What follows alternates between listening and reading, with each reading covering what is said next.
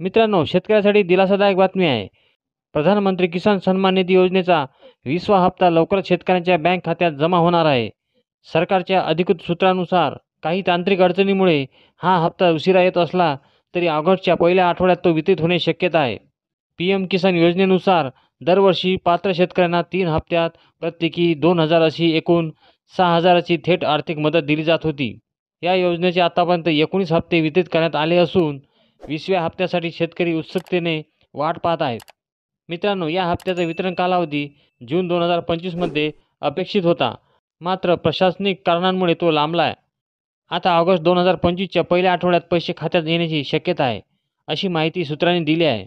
PM किसान योजनेतून मिळणारे पैसे डीबीटी प्रणालीद्वारे थेट शेतकऱ्यांच्या बँक खात्यात जमा केले जातात. त्यामुळे कोणताही मध्यस्थ नाही, भ्रष्टाचार नाही आणि लाभार्थ्यांना वेळेवर आर्थिक मदत मिळते.